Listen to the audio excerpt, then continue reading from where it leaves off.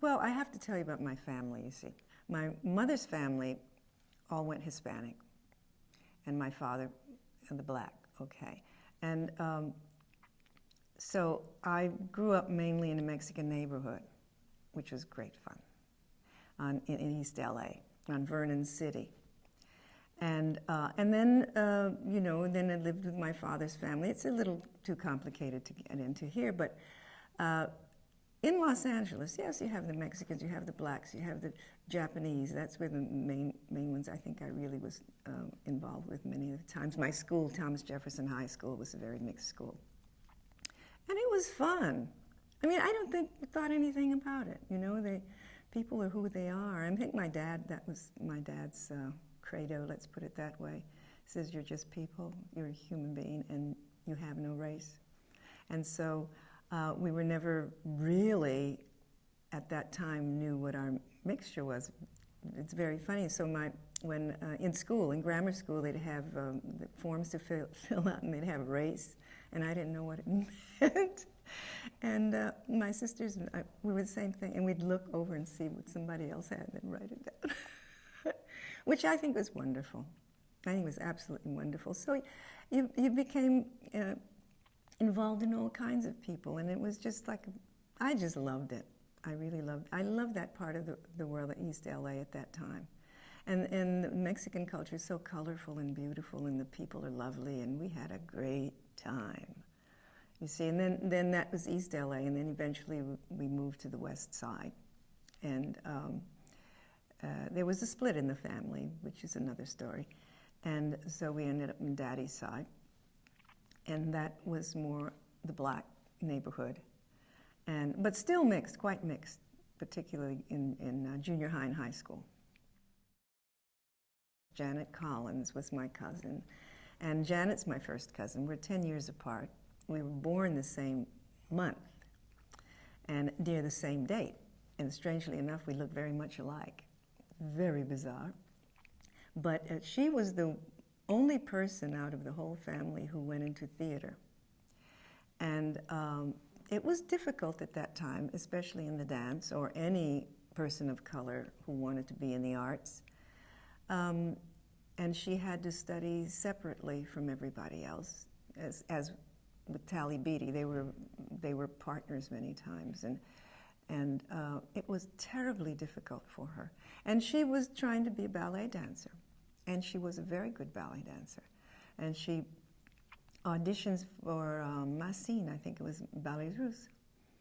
And they said, well, if you change the color of your skin, if you lighten your skin, you see, it would be all right. And she refused. She was about 16. And I thought that was really gutsy of her. It hurt her very much.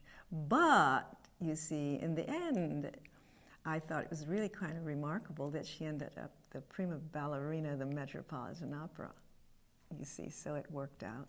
And yet she was a soloist also in more contemporary dances. She was a choreographer. And she did lots of solo concerts. And Janet was my Auntie Mame, let's put it that way, because being older, she was out of the roost, you know, out of the nest earlier than I, and I always heard about her. And I remember as a child, I would get on the maypole at school. It's really silly. But I'd go up in the air, and I want to do the spring dance like Janet. I want to do the spring. I didn't know what her spring dance was. All I know, it sounded great. And I just imagined myself dancing like Janet. And then finally, I got to see a concert of hers at the Wilshire Ebell Theater for the first time.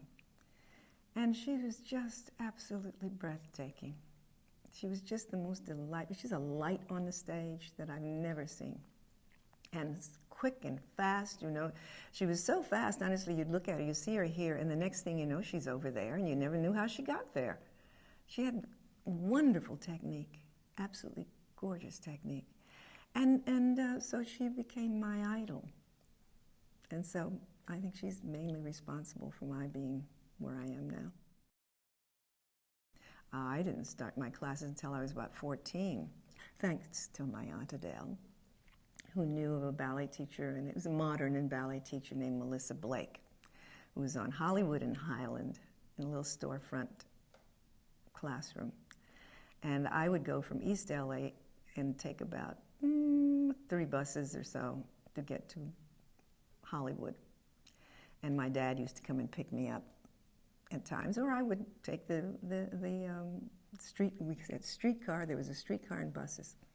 And it would take me about, from school, it would take me about an hour and a half to get there. So it was quite a, and I never, you never think about it. You're going to your dance classes. That was way, way, way over the other side of town.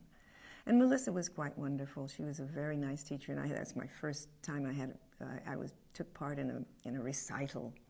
And I remember it was a dervish dance, and then there was another dance, I think, from the gymnopédie. I can't remember. All I knew, I was in this incredible short kimono that was bright red, Chinese red. It was gorgeous, and that took a big part in my life at my high school.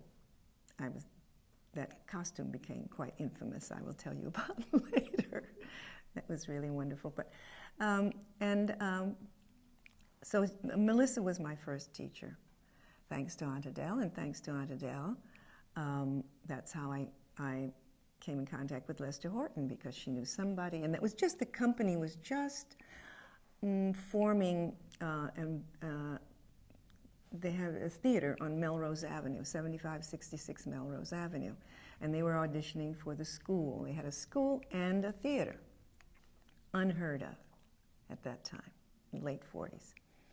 And it was a theater on the weekends and classrooms during the rest of the week. He was quite an extraordinary man. Of course, there was Bella Lewitsky, who was his muse, and most of the technique was built on Bella's body. She was small, wiry, very much like Janet, in fact, very, very strong. But Lester was the most creative person I've ever met in my life, and he was a real master, and gave you courage. He was kind of a psychologist in a way. He got you to do things you would never do, and his technique was vast. He was a real creative, physically creative person, and many times, and the technique was floor work and standing work. He also taught us about music. We had basic music classes, sculpture in relationship to movement and form. We would have partnering classes, and it was just incredible. And he would talk about other cultures and a lot of his technique, and he never really traveled. He was just the most curious person about the world. And he would know about these peoples, like the Balinese or Japan. In fact, I think he studied with Micho Ito. And he always talked about Micho Ito. And a lot of that was incorporated, that sense of Japanese theater, which I adore. And that's why I learned from Lester, too.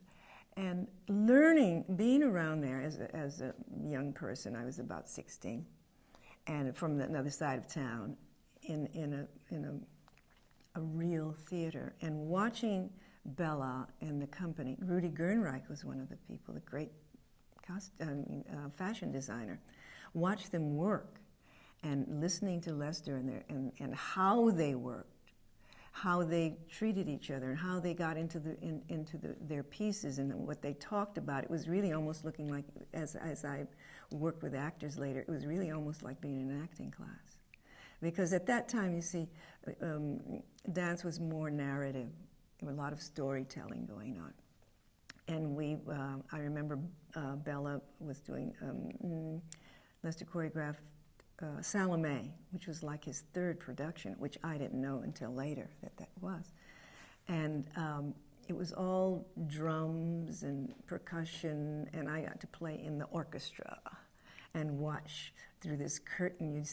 There was a curtain in front of behind the set piece. And I remember sitting under the drums playing this odd zither with a rattle on it. It was a beautiful percussion score. And the invention that was going on. And everybody we did. Now, when Bella left, to make a long story short, and I took over her role, she was very, very sweet, and taught me the role of Salome. But we were also, with all that, we were responsible for coming in early, ironing our costumes, taking part in making of the costumes. We knew about the lights, we knew about the set, we knew about everything about the theater, and after performance we had to help clean up the theater. And at half hour there was no talking. Everybody was preparing. So we learned a certain etiquette, if you want to say it that way, backstage. And we learned to appreciate anything that's going around us because we took part in it. And I always, to this day, I still work on my own things. I still iron my own costumes if I have to. And I think it taught us that when you don't expect everybody to do everything for you. Even when I was at Yale, I helped take part in making my costume. I always like to do something. It doesn't matter to me if somebody else made it. I always like to do something of my own so that I have a feeling it is my own costume. It was more than a school. It was a theater.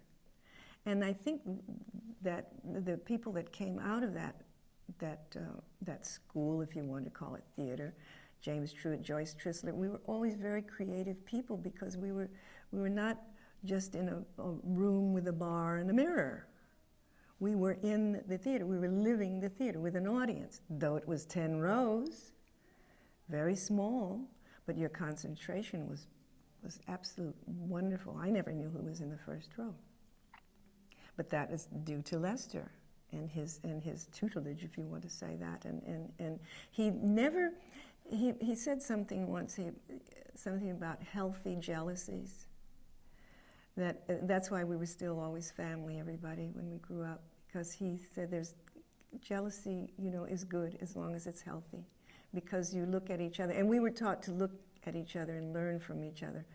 And I remember, as I learned from Bella, I used to watch her performances and something in my head would say, why is this different? What is she doing, or how is she getting at it? And listening to their conversations on how they get to where they are. It was a great experience to me, as with my ballet teacher, Carmelita Marachi. Now, Carmelita Marachi was one of Lester's dearest friends, though she was in the ballet.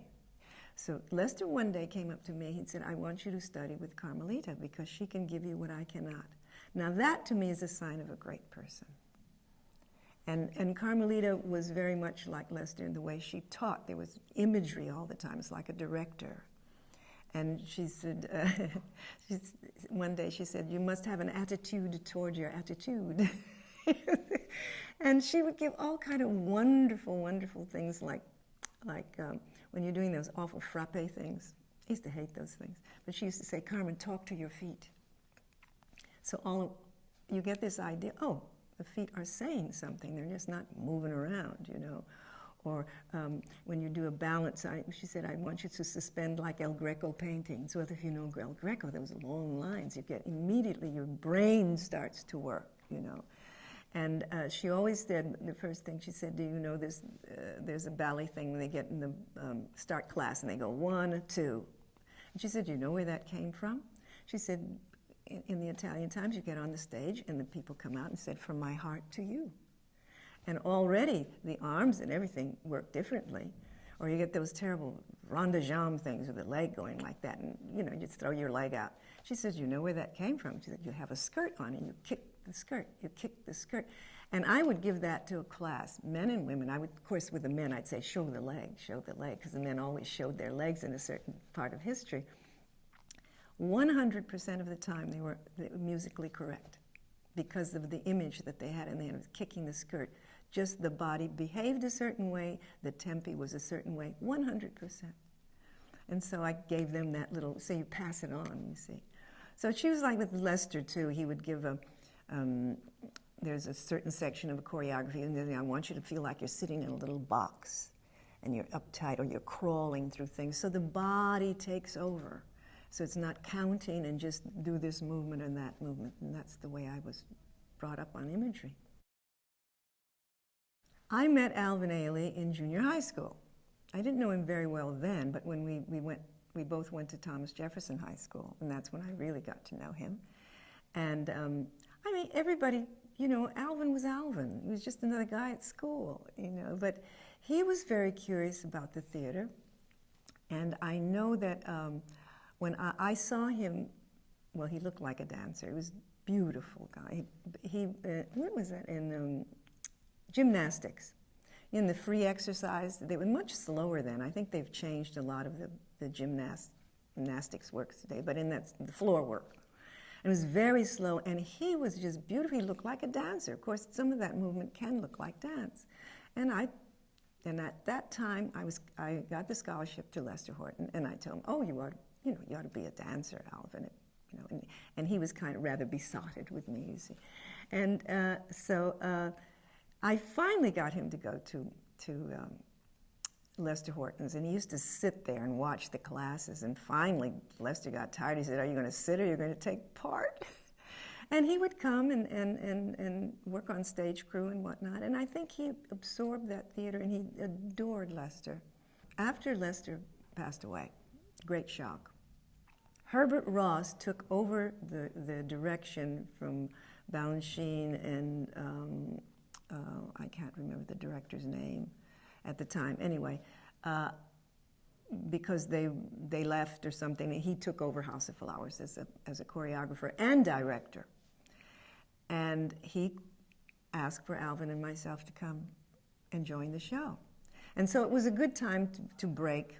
And I think the director then, Frank Eng, we had differences about how things ran and the responsibilities and all that, and it wasn't working. And my Aunt Adele came again, she packed my bag, and Janet Collins negotiated my salary because she knew the producer, Saint Super. She worked in a show Out of This World. Saint was a producer. And that's how I got in, and Alvin and I left for the East together to join House of Flowers. And there was Harold Arlen and Truman Capote and Oliver Messel doing the costumes. It was all quite glamorous, I must say. And I felt like babes in the woods, really. And that's where I met my husband, Jeffrey Holder. In that company was the most extraordinary group of people. Of course, Pearl Bailey was the star. That's where I met Pearl. Diane Carroll, that was her first role. I met Diane. She was all about 18. And then, of course, Jeffrey. And then we had Donald McHale in the company, and Arthur Mitchell, and Louis Johnson, and all the choreographers, young black choreographers at the time, were in that show. Wonderful people. Oh my goodness, it was really quite remarkable, all those very famous people. I had never been out of LA. I mean, in that kind of world, that's the real Broadway. And it was quite exciting. And learned a lot, different world. But I must say, again, I go back to Lester's, we were trained so well that no matter what we were given, we would take it on. We were absolutely fearless, and I didn't realize it. But you didn't back out of anything. And if somebody said you couldn't do it, never say that. When Alvin and I came to New York, like Donald and Jeffrey and, well, Arthur came later with his company, and Louis Johnson, all had their own little companies. And we all worked with each other. And Alvin, of course, since Alvin and I came together, we were like, brother and sister. The natural thing was to have, and he always wanted to have a company. And so you share people. And Alvin, by now, he was getting his choreographic, when I have to say, when Lester died, he became the choreographer at Lester Horton, and he would, all the pieces were like 45 minutes long. But what did we know, But he was getting his imagination going. And so when we got there, he formed a small company, sharing other people. And for some reason, he just took off his... See, New York was very good for Alvin because he was a very curious person. He was the museums there, and meeting Harold Arlen and Truman, particularly Truman, the writer. Alvin loved to read and poetry and all that kind of business. And Langston Hughes, he was in heaven we all were in heaven because there was so much going on at that time. It was a very prolific time in the 50s in New York City. And so we worked together very, very closely, and it was fun working with Alvin. And I think we both kind of went to Stella Adler's, acting classes together. And then it isn't that we drifted apart, is that I ended up guesting with John Butler's company and Glenn Tetley's company and working with Anna Sokoloff, and I was going from one company to the other, working, and he was when you have a company, you're really bound in a way when you have a company. And he opened a school, and Joyce Trissler taught there. And so our worlds, and I was married too, and our worlds kind of drifted. And eventually they came together when we went to Southeast Asia. And it was that meeting and partying, but it was still, we were great brother and sister. And we were dynamite together, I must say. We worked well together. Now, when it was not like a dancer, he really looked like a stevedore. His body was not, at that time, considered like a dancer, but I call it man dancing. He's very strong and quite beautiful. And we worked well, physically, we worked well together. Great partner. And I've always been lucky with partners, I must say. And and I was very proud of him when his life took off, and it took him by surprise. I don't think he ever thought that would happen to him. And it was because of revelations. It's, sometimes you make a piece and it just, you don't know why. And it's usually your first really serious piece, and your mind is free, and you're not having people looking over your shoulder and criticizing you. You're free to do what you want. And it was, it was a beautiful, well, it still is a beautiful, beautiful piece of work. And that's what took off. I mean, zoom, and it just was unbelievable because of that piece.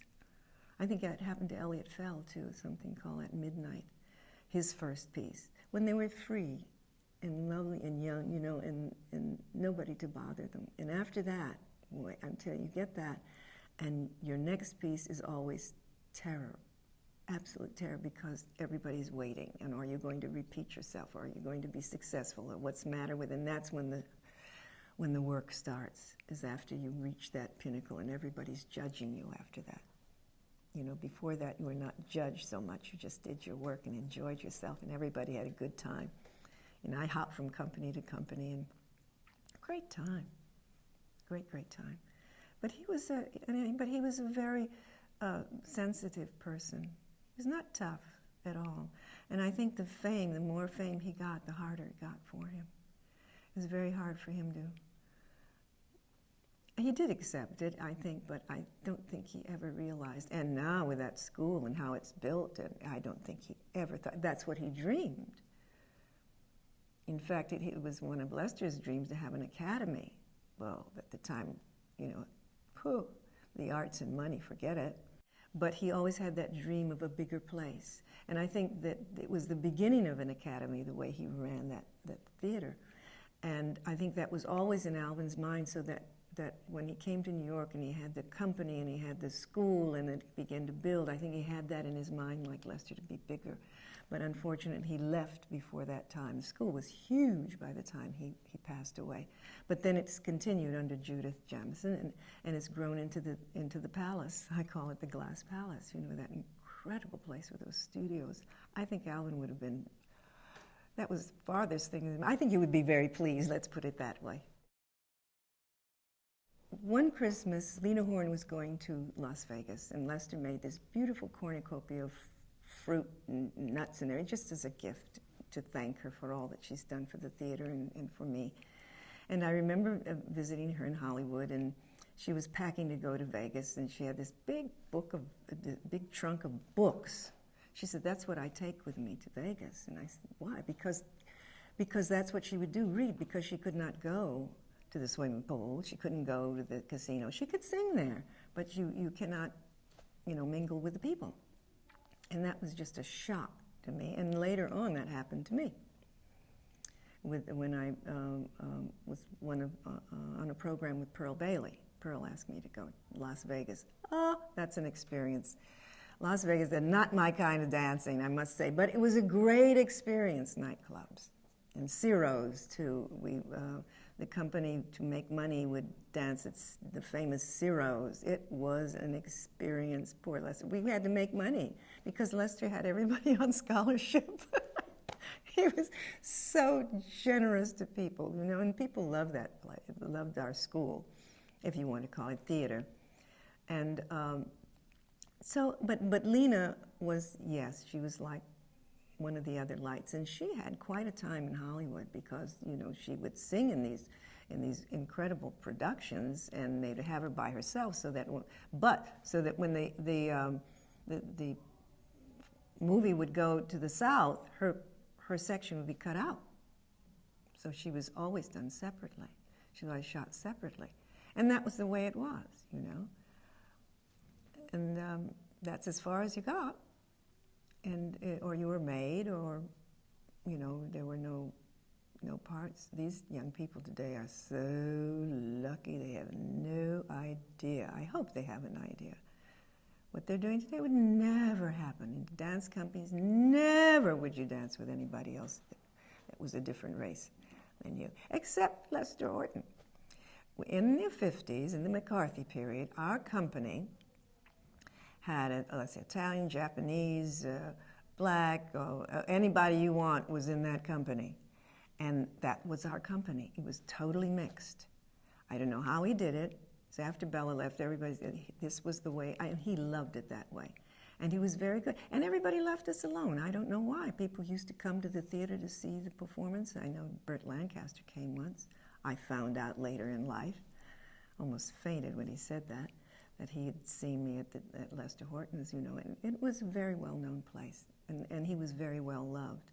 And I guess at that time, too, the McCarthy period, as far as a concert dance company, I don't think they took us very seriously. And Lester was not very political. I think that was one of the breaks with Lester and Bella, if I'm not mistaken. Bella and the other members, some of them wanted to be more political in what their pieces were. And Lester just liked making pieces. He figured that was his political statement, is to make ballets. And I think he made a political statement when he had that company. And he didn't have to say anything. And if you wanted to take it for what it was, and he didn't make a beat, he wasn't on a soapbox, he just did his work. And that's the way he wanted to do. But I think that was hard on him, health-wise. I think it was very difficult. Well, my husband, Jeffrey Holder, is a remarkable man. And I think because of my career, I think that's why I have one. Because he's my fan and I'm his fan. And I think somehow we just let each other do with each other. You know, he's the painter, he's the choreographer, he's a designer, he's an everything. Let's put in cooks too. And he allowed me to perform, to work with people. In fact, he encouraged it. And that way we each have our own lives, really. And I think that's sort of the secret, if you want to say that, is that we were free to create in our own worlds. I would work with him, and he would work his thing, and I would work mine. I worked with, you know, numerous choreographers, and going out of town and going to Southeast Asia. It never bothered him at all. In fact, he said, "What are you going to wear? What's your costume?" He wanted to take part. He was always taking part. In fact, there are times when I said, "I want to do it myself." We have this argument, you know, "I'll do it myself, thank you." But he's always curious, but he means the best, always. When I'm down, he's always there to say, you know, pick me up. So it's been a great partnership, let's put it that way. And he's the most creative person I've ever met in my life. You know, he's done all my costumes, and he's got an eye for costume, or an eye for anything. He can sit there and say, "You need a little that," or a little his suggestions. You know, I accept his suggestions, and he accepts mine, and he helps me out a lot. Yeah. When I was working with John Butler and Glenn Tetley and all the other companies, they were all splitting up. Everybody was doing different things, And at that time, I met Mildred Dunnick, the actress, and she was doing a play at Yale Repertory, the beginning of the Yale Repertory Theater, and Alvin Epstein I also met earlier. And I went up to see the productions, and I met Robert Brustein, and that's how I got to the Yale Repertory Theater. I wasn't doing very much in the dance. And so he had asked me if I wanted to come and teach the actors movement. And it was, what, an hour and 45 minutes away, and Jeffrey said, fine, you go, go, go, it's very good. I went up, and I taught the actors movement, and I was asked to join the company. So it was an act. I didn't know anything about acting. I always wanted to be an actress. But this gave me great opportunity because I was around all these incredible people. Well, the technique, just being around the actors, their brains work differently. You know, dancers are mainly physically oriented, except that Lester did worked like a director. So that I was comfortable that way. But it's the voice and how they worked on their scenes, and they always question everything. You don't dare question anybody in the dance. Oh my gosh, there's the door. You know, you just don't do that. Although Lester didn't, he allowed us our freedom. Most choreographers don't. But there, you must question. And they talk and talk and talk about their characters, you know. But it was a great, great lesson. And what I learned out of that, I looked at my work differently, and I looked at dance differently. And I would go back and see ballets, and I'd look at it, I said, what in the world are they doing? Why on earth did they pick that movement to say what they had to say? So when I go back to my performing, it became richer because I was questioning things. And I would choreograph some of the plays, and that's thanks to Robert Brustein. I said, I'm not a choreographer. And he says, yes, you are. I don't know why. He was very, very kind to me, and he forced me into that. And so I worked on movement, and when I'm working with the actors, I love it, because I don't work with actors as dancers. They're people. And when they're on, I want them to be comfortable in their skins on stage. So that's what we worked on, is what is your body capable of? Don't think about that. I don't use the word dance at all around actors. They just clam up. And they have to be comfortable, and we would have wonderful games we would play. I would play with them with plays, you know, how, if you're doing this scene, how would you do it physically without saying anything? What is the character saying physically? And we would work like that, and they were terrific to work with. So in the production, particularly in the production of Midsummer Night's Dream, I actually performed the role of Titania, but also the actors, we worked on the movement, and many times I would say, oh, here, look like leaves blown in that little, you know, that when the wind comes up and it goes like this and the leaves go. That's what I want it to look like. And their minds work, and they will come up with everything. They were a delight to work with, and I learned a lot from them because they're very free. Actors are very free. They have to be. They have to be, and you have to make a fool of yourself. Dancers don't particularly like to make fools of them because you have to be perfect.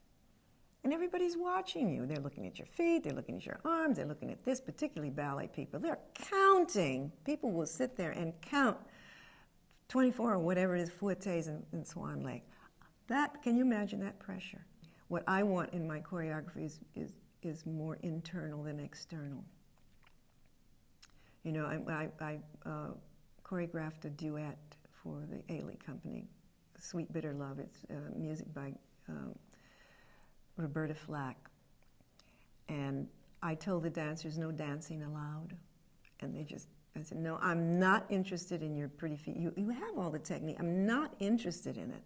I'm interested in the two characters who are very much in love, and they have to break up. And they're nice people. That's the tragedy.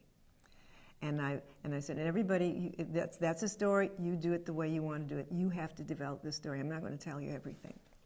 That's the way Lester did. You know, you have to do the work. They don't give you everything. And they loved it. They really got involved. You know, I didn't have to bother about point your toe and all that. They already know that.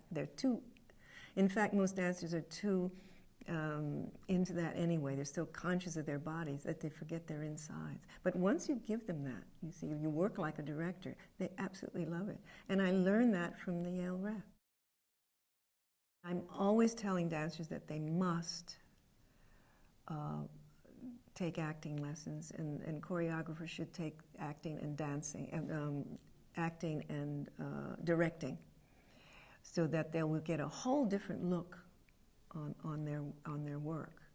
And Lester told me years ago, before he passed away, he said, you know, there's going to come a time when you're not just going to be a dancer, a singer, an actor. You're going to have to do all of them. And he told me that in the 50s. He was a visionary.